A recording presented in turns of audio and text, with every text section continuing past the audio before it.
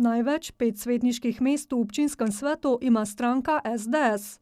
Na njeni listi se je v najvišji organ odločanja med drugim uvrstil Matej Hočevar, ki med prioritete uvršča.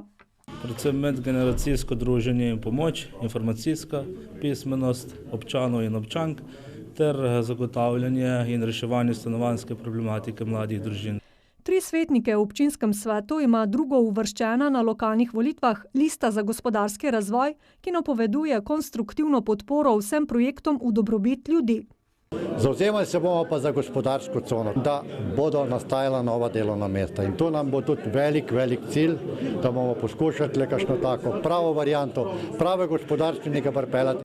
2 predstavnika v občinskem svetu ima neodvisna lista z Bučke, ki že 20 let zasleduje enake cilje.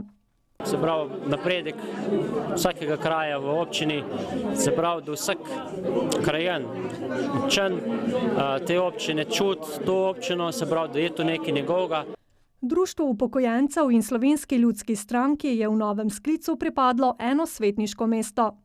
Upam na dobro sodelovanje in pa, da nam uspe v bistvu narediti kaj za kraj, za ljudi. Novi stari župan se je po prisegi najprej zahvalil svetnikom in svetnicam prejšnjega sklica za njihov tvoren prispevek k razvoju občine. Vidne korake naprej potrjujejo tudi podatki.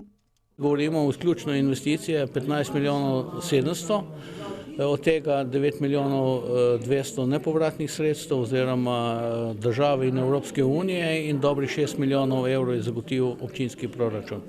Kapler, ki verjame, da sklepanje koalicije v novem mandatu ne bo potrebno, se plodnega sodelovanja nadeja tudi v prihodnje.